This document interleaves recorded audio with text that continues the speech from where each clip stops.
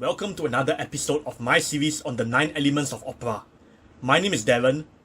This episode is yet another episode on comedy in opera.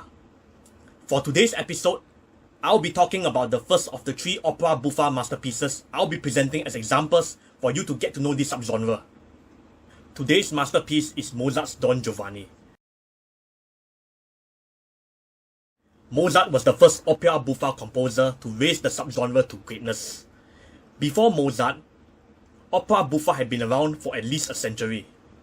Mozart was a genius. He knew that whatever others could have done, he could do even better. What he did was to consolidate the innovations of his various predecessors and bring them to a higher level. Mozart had an early start. He was already composing opera buffas as early as the age of 12, but he would only attain maturity as an opera composer many years later. After Mozart reached his maturity, he collaborated with the court poet in Vienna, Lorenzo da Ponte. Together they produced 3 opera buffas, the Da Ponte comedies, which would be the oldest to have a solid place in today's repertoire. Don Giovanni is widely regarded to be the best of the 3, which is why I'll be using it to showcase Mozart's work. In Don Giovanni, there are 2 pairs of lovers, Donna Anna and Don Ottavio, as well as Zerlina and Masetto. The opera begins in Donna Anna's bedroom. Don Giovanni, the villain of the opera, is fleeing from her bedroom. The libretto is very vague about what occurred between Don Giovanni and Donna Anna before that. What's clear though is that Don Giovanni failed in whatever he was trying to do. As Don Giovanni makes his getaway, Donna Anna's father, the Commendatore, comes out to stop him. Don Giovanni murders the Commendatore and successfully escapes. Don Ottavio makes his appearance to console Donna Anna when she discovers the body of her father. She swears that they can only marry when she avenges her father's death. Don Giovanni is someone who lives for conquering women. After failing with Donna Anna, he has his eyes on a new target, Zerlina. Don Giovanni crashes the engagement ceremony of Zerlina and her fiancé, Masetto. He offers to throw a wedding party for them at his house. Zerlina is widowed into accepting. Masetto turns jealous and considers cancelling his engagement but is compelled to follow. Meanwhile, Donna Anna and Don Ottavio, who are searching for Don Giovanni to bring him to justice, happen to be invited to the same wedding party. During the wedding party, which is the climax of the opera, Don Giovanni makes an attempt on Zerlina. Donna Anna and Don Ottavio rally to a defense and confront Don Giovanni, putting him to flight.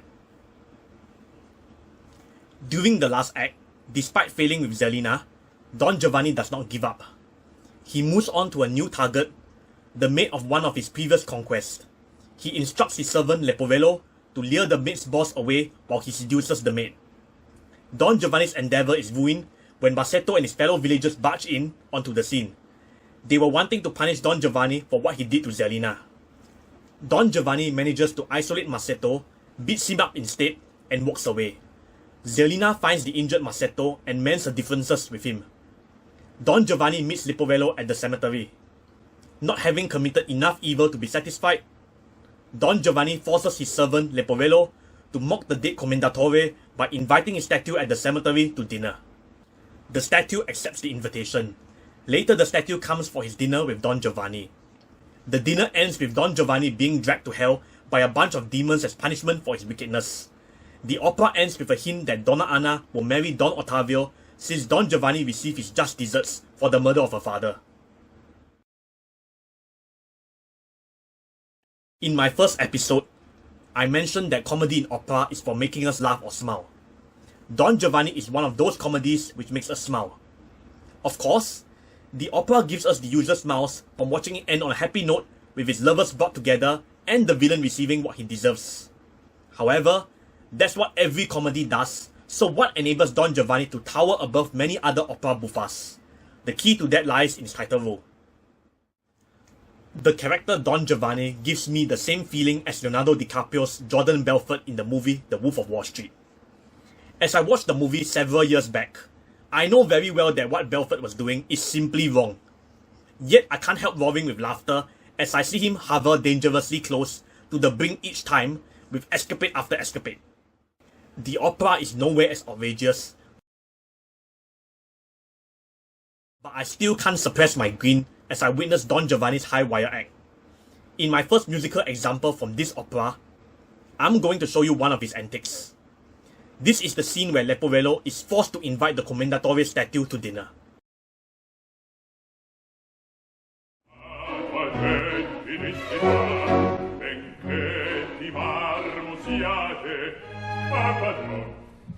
Padron mio, mira, che seguita a guardar,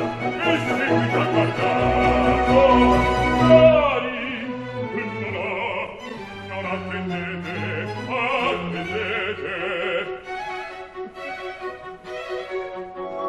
signor, il padron mio,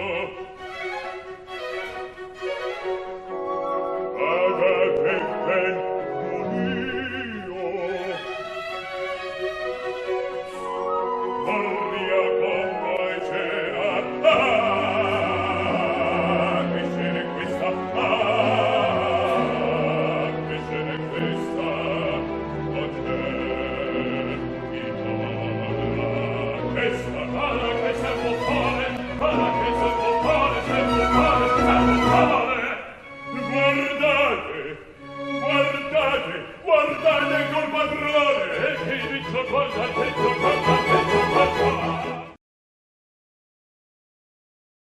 Sacrilege is not the only crime Don Giovanni commits as he tests how far he can go. Just for my summary alone, he's already guilty of 1 count of murder, at least 1 count of rape, 1 count of assault, and probably 1 count of servant abuse. If Don Giovanni hadn't been foolhardy enough to taunt the dead Commendatore, the list of charges for all we know might become a good deal longer. He defies the moral conventions that govern our society. Such defiance awakens the sympathies of the inner rebel that lies at the heart of every one of us. It draws us to him. It gives him a certain charisma, which practically oozes out of him in the next musical excerpt I'm going to show you.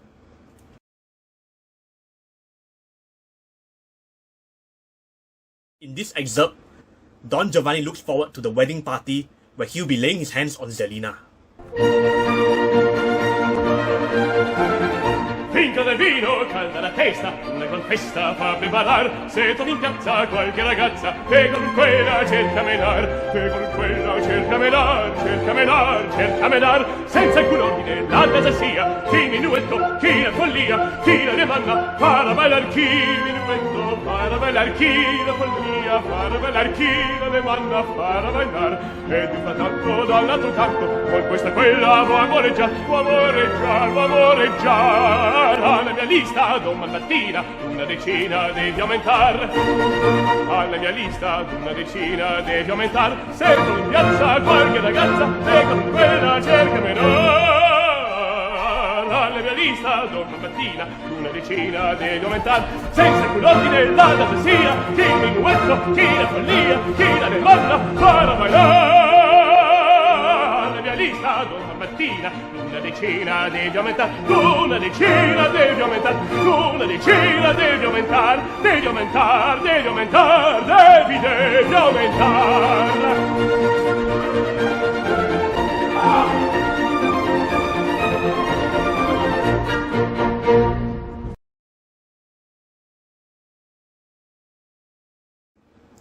Don Giovanni is a larger-than-life character, but Mozart doesn't stop there.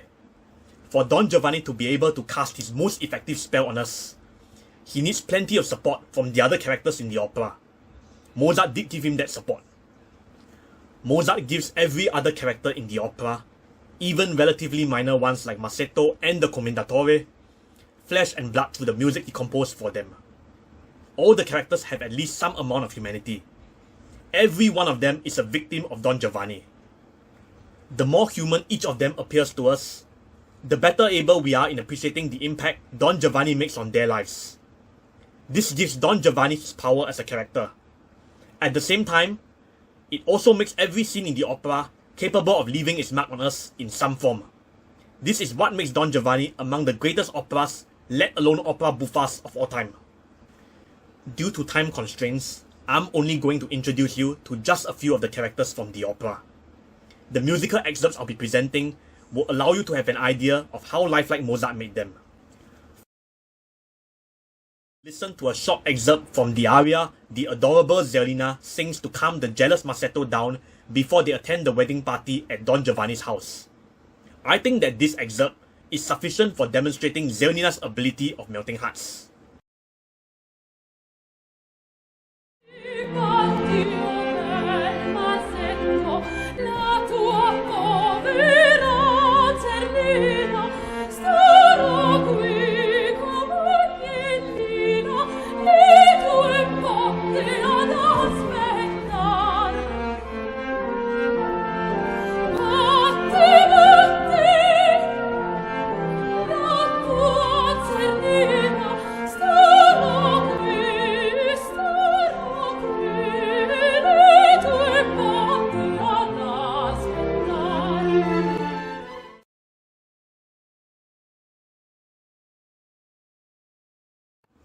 Second, we will listen to a short excerpt from another aria.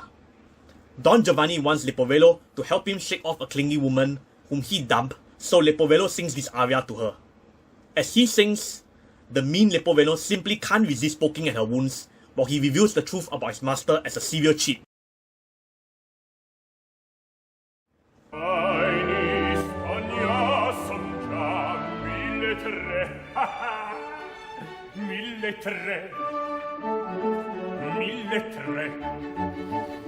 Offrono queste contadine, cameriere cittadine, va contesse e baronesse, marchesane e principesse, e van donne d'ogni grado, d'ogni forma, d'ogni età, d'ogni età.